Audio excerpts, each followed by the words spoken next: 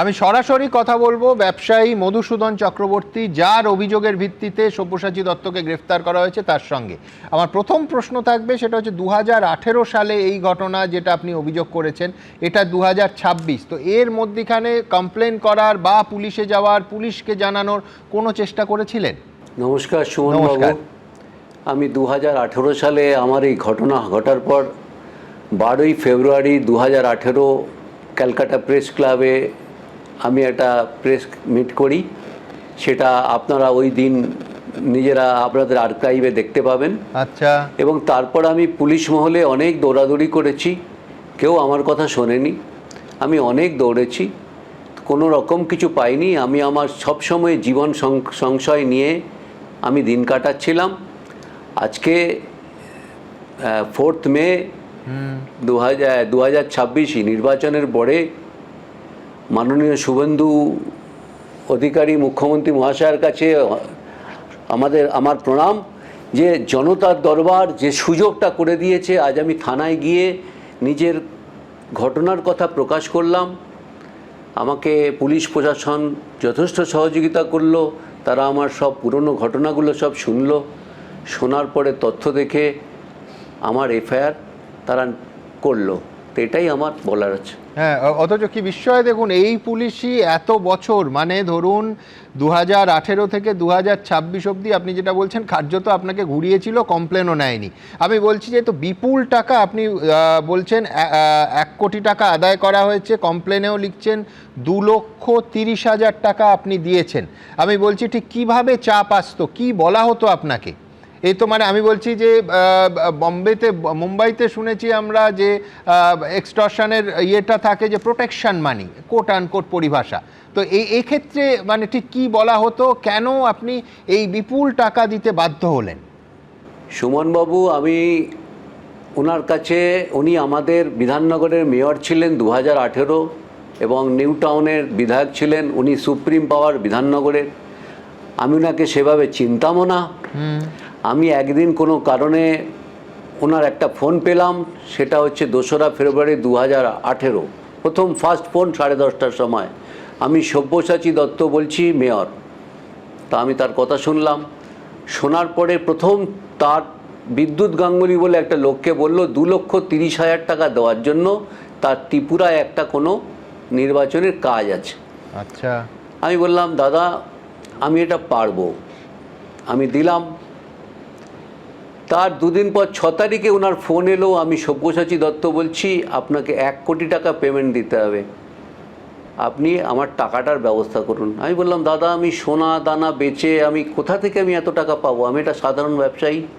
তো উনি আমাকে বললেন, আমি কোনো কিছু জানি না, তৎকালীন মুখ্যমন্ত্রী মমতা বন্দ্যোপাধ্যায়ও কিছু আপনাকে করতে পারবে না, কারোর ক্ষমতা নেই, আমি যা বলছি তাই করুন, নালে আপনার বাড়ির কাছে দেখুন আমার লোক দাঁড়িয়ে আছে, নালে আপনার অফিসের কাছে দেখুন আমার লোক দাঁড়িয়ে আছে। আর যেসব ভাষা বলছেন আমি সেগুলো এখানে বলতে পারছি না।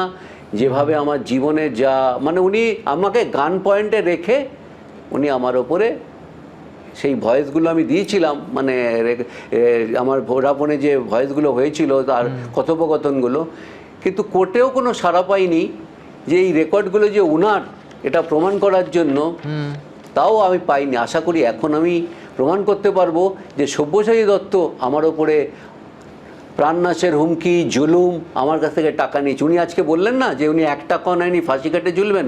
আমিও বলছি, যদি আমার মিথ্যা হয় আমি ফাঁসি কাটে ঝুলবো। আপনি টাকা নিয়েছেন, আপনি চোর। লোকে আজকে আপনাকে ডিম মারছে, কেন মারছে? আমি মারছি। টমেটো মারছে, গোবর মারছে, কেন? আপনি তাদের কষ্ট দিয়েছেন। তার ওয়ার্ড অফিসটা টর্চারিং চেম্বার ছিল। CF 328 চেক করে দেখুন ওই বাড়িটা কিভাবে দখল করেছে সব্যসাচী বাবু। অমিতাভ দত্ত তার চঞ্চল, তার লোক সাকরেত, একটা বাড়ি ঠিক বিধাননগর থানার উল্টো দিকে CF 328, সেই বাড়িটি উনি দখল করে রেখেছেন। সিলভার চিমনি BF 37, ওই বাড়িটি আজ অবধি বিক্রি করতে পারেন ডাক্তারবাবু। কেন বিক্রি করতে পারেনি সব্যসাচী বাবু আপনি বলুন? আপনার তোলার টাকা কোন কোন প্রমোটারদের কাছে যায় আমি সব কিছু জানি, কিন্তু আমাকে তো প্রাণে মেরে ফেলবে তার লোকজন। একটা মানুষ ওখানে কতগুলো লোক টর্চার চেম্বার আছে ওনার ওয়ার্ডে, উনি সেখানে মানুষকে নিয়ে নির্মম অত্যাচার করে, তাদের উলঙ্গ করে তাদের ওপরে। আপনি জিজ্ঞেস করুন খগেশ্বর কুন্তিয়াকে, আপনি জিজ্ঞেস করুন তমালকে, আপনি জিজ্ঞেস করুন কালু সাহাকে, সন্দীপ বাবু যে মামলা করার জন্য আজকে রেডি হচ্ছে, আগামীকাল হয়তো তার নামে আর একটা মামলা হবে। আমি এগুলো কি মিথ্যে কথা বলছি? যদি প্রেস মিডিয়া অনলাইনে মিথ্যে হয় তাহলে আমিও শাস্তির জন্য প্রস্তুত। কি বলছেন মধুসূদন বাবু? আমি বলছি যে টর্চার চেম্বার তো মধ্যযুগে শোনা যেত, মধ্যযুগের পরে আর এই জিনিস হয় না সভ্য সমাজে। আপনি একটার পর একটা ঘটনা বলছেন। আমি দ্রুত একবার মধুসূদন বাবু লাইভের দর্শকদের সামনে যেটা বলছেন সেটা হচ্ছে একটা অডিও টেপ সামনে এনেছিলেন মধুসূদন চক্রবর্তী। ঠিক কী আছে যেটা শোনানোর পরও মধুসূদনবাবু স্পষ্ট অভিযোগ করছেন যে পুলিশ সেটা তারপরও কমপ্লেন নেয়নি। মধুসূদনবাবু, একটা কৌতূহলের প্রশ্ন, এক হচ্ছে যে আপনার টার্নওভার বলতে হবে না, কিন্তু কিসের ব্যবসা, এবং দুই হচ্ছে যে এই অডিও ভিডিও যেগুলো এখন আপনি সামনে আনলেন, এ তো আমি বলছি যে সাধারণভাবে পুলিশ এত গোছানো কেস পায় না।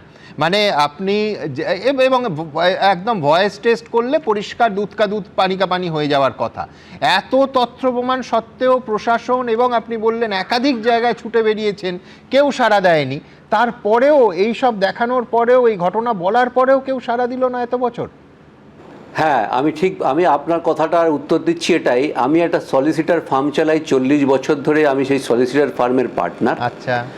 আর আমার ব্যবসা বলতে খুব সামান্য, খুব ছোট, জনা 6 স্টাফ নিয়ে আমি আমার ছোট্ট ফার্মটা চালাই। আর আমি অনেক জায়গায় দৌড়েছিলাম।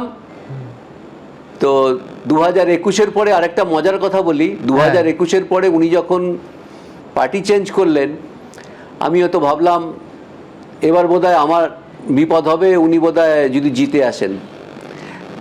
তো মানে ভগবান হয়তো ওনাকে সাথ দিল না, কিন্তু আমি রক্ষা পেলাম। কিন্তু এই ভদ্রলোকের একটু ভালো করে পুলিশ প্রশাসনকে বলবো, ওনার নিউ টাউন, ওনার সল্টলেক, ওনার তোলাবাজি আমি নই, আমার মতো এরকম শত শত লোক আছে যারা বলতে পারছে না। আমি অনুরোধ করব, আসুন আপনারা বলুন সব্যসাচী দত্তর সত্যিকারের তোলাবাজ, কত বড় তোলাবাজ, কত টাকার মালিক, কত কোটি টাকা, কেন করেন এভাবে? আপনি একটা প্রশাসনে আমাদের সেবা দেবেন, তার জন্য আপনি ট্যাক্স নিচ্ছেন, আপনি সব কিছু সুবিধা পাচ্ছেন, তারপরে আমাদের উপর টর্চার করছেন।